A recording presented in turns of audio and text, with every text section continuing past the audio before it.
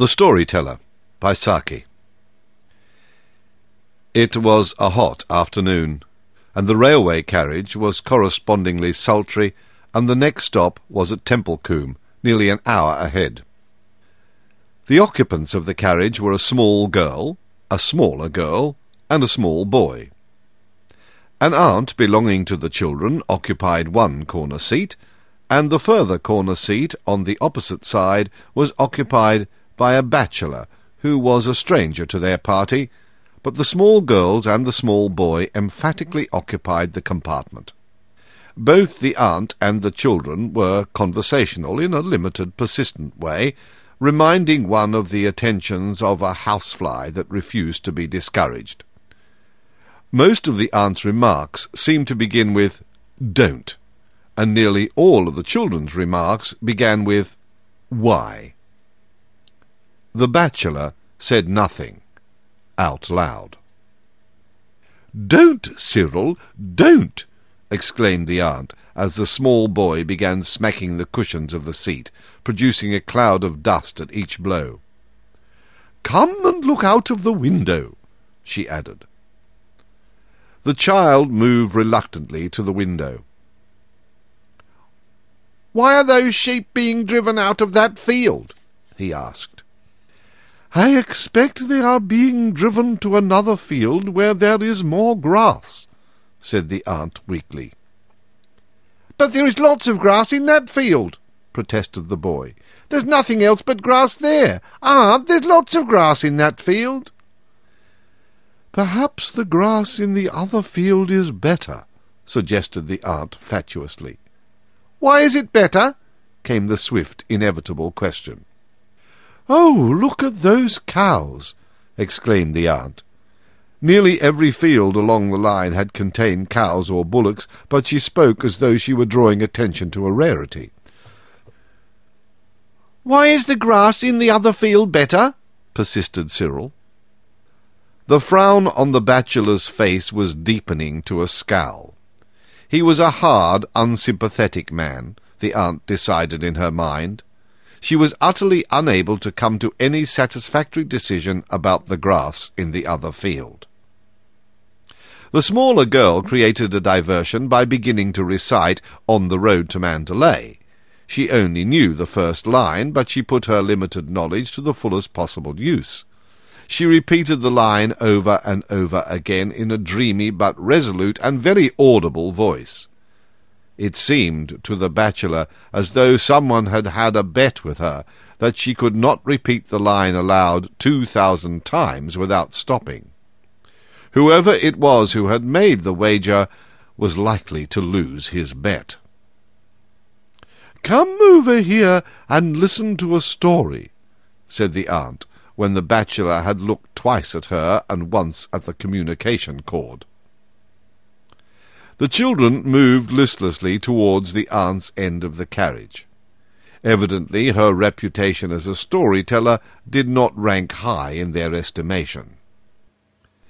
In a low, confidential voice, interrupted at frequent intervals by loud, petulant questions from her listeners, she began an unenterprising and deplorably uninteresting story about a little girl who was good, and made friends with everyone on account of her goodness, and was finally saved from a mad bull by a number of rescuers who admired her moral character. "Wouldn't they have saved her if she hadn't been good?" demanded the bigger of the small girls. It was exactly the question that the bachelor had wanted to ask. "Well, yes," admitted the aunt lamely, "but I don't think they would have run quite so fast to help her if they had not liked her so much." "It's the stupidest story I've ever heard," said the bigger of the small girls, with immense conviction.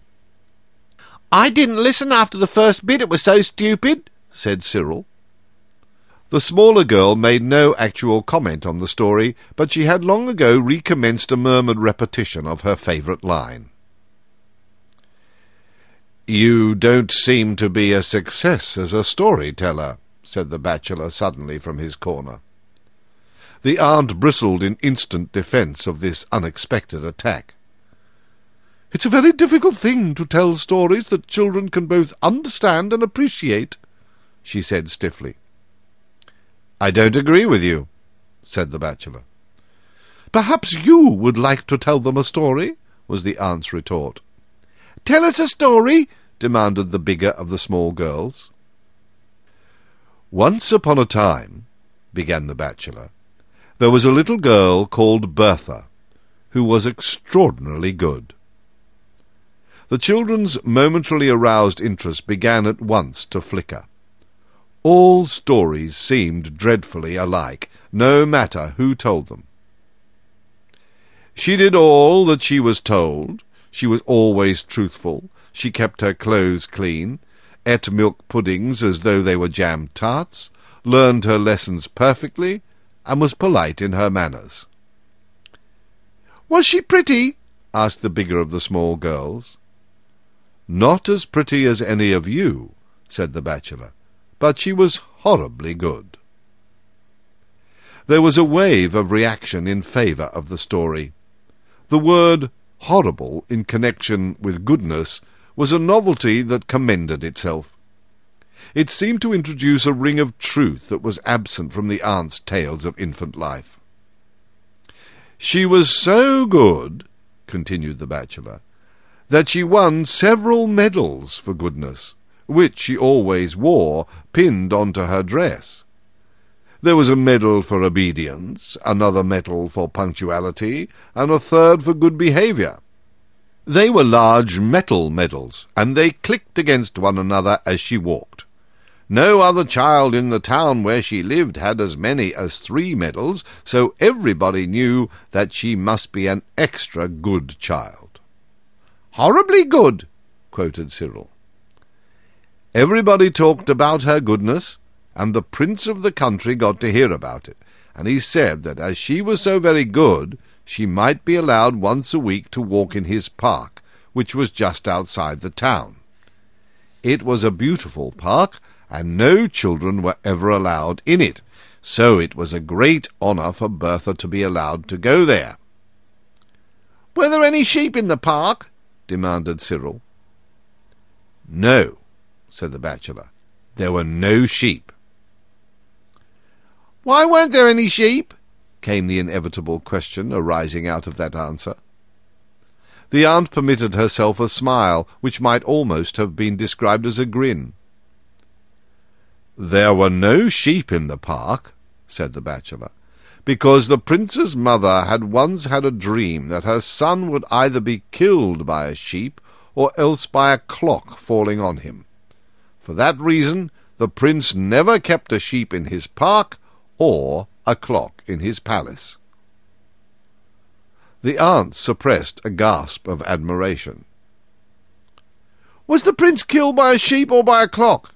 asked Cyril. "He is still alive, so we can't tell whether the dream will come true," said the bachelor unconcernedly. "Anyway, there were no sheep in the park, but there were lots of little pigs running all over the place." "What colour were they?" "Black with white faces, white with black spots, black all over, grey with white patches, and some were white all over." The storyteller paused to let a full idea of the park's treasures sink into the children's imaginations. Then he resumed. "Bertha was rather sorry to find that there were no flowers in the park. She had promised her aunts, with tears in her eyes, that she would not pick any of the kind prince's flowers, and she had meant to keep her promise, so of course it made her feel silly to find that there were no flowers to pick." "Why weren't there any flowers?" "Because the pigs had eaten them all," said the bachelor promptly. "The gardeners had told the prince that you couldn't have pigs and flowers, so he decided to have pigs and no flowers." There was a murmur of approval at the excellence of the prince's decision. So many people would have decided the other way. There were lots of other delightful things in the park. There were ponds with gold and blue and green fish in them, and trees with beautiful parrots that said clever things at a moment's notice, and humming-birds that hummed all the popular tunes of the day. Bertha walked up and down and enjoyed herself immensely, and thought to herself, "If I were not so extraordinarily good, I should not have been allowed to come into this beautiful park and enjoy all that there is to be seen in it." And her 3 medals clinked against one another as she walked, and helped to remind her how very good she really was.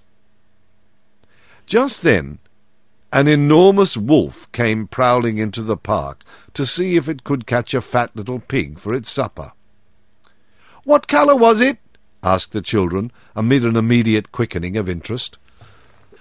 "Mud colour all over, with a black tongue and pale grey eyes that gleamed with unspeakable ferocity.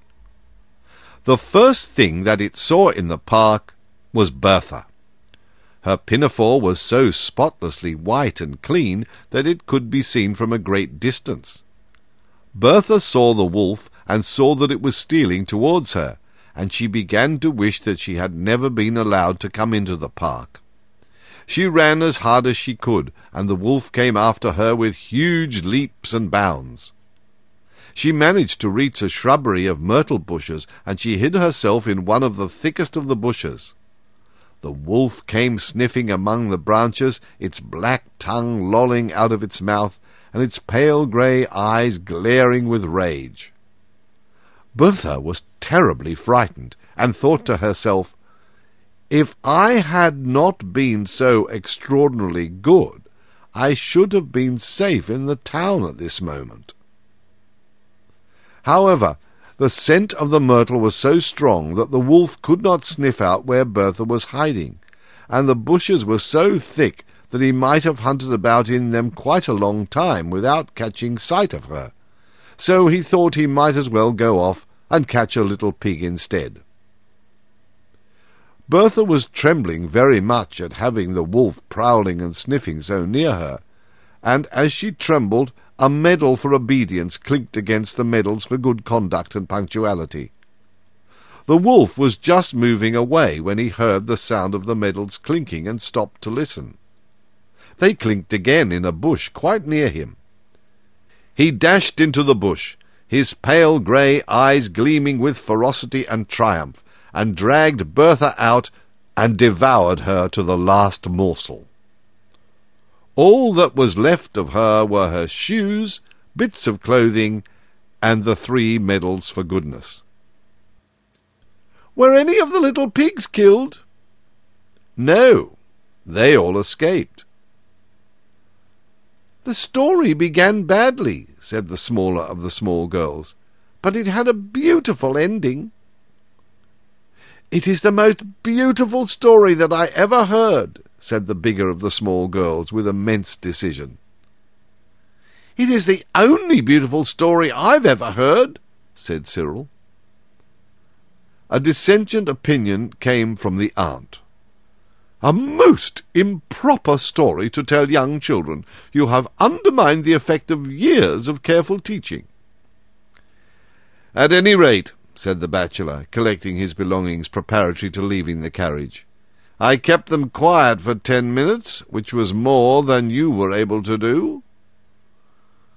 "Unhappy woman," he observed to himself as he walked down the platform of Templecombe station. "For the next 6 months or so those children will assail her in public with demands for an improper story."